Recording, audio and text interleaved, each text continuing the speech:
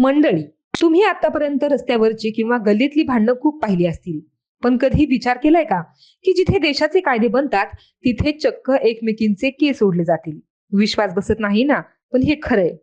सध्या सोशल मीडियावर एक व्हिडिओ तुफान व्हायरल होतोय आणि हा व्हिडिओ कुठल्या गल्लीतला नसून थेट मेक्सिकोच्या संसदेतला आहे.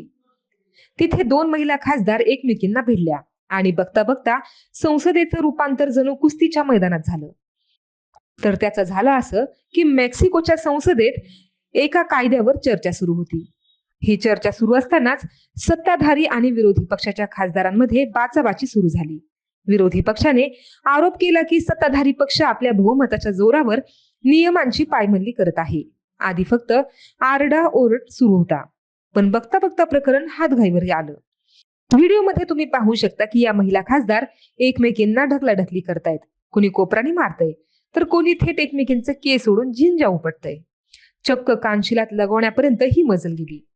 या राड्यानंतर विरोधी पक्षाने संसदेतून सभात्याग केला आणि पत्रकार परिषद घेऊन सत्ताधारी पक्षावर गंभीर आरोप केले.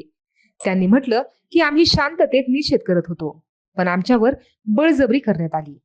दुसरीकडे सत्ताधारी पक्षांनी म्हटलं की विरोधकांकडे बोलायला काहीच मुद्दे नव्हते, म्हणून त्यांनी हिंसेचा मार्ग निवडला.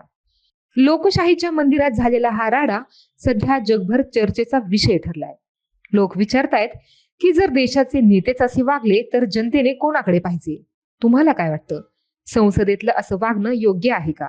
आम्हाला कमेंट्स मध्ये नक्की सांगा आणि अशाच नवनवीन अपडेट्ससाठी फॉलो करायला विसरू नका.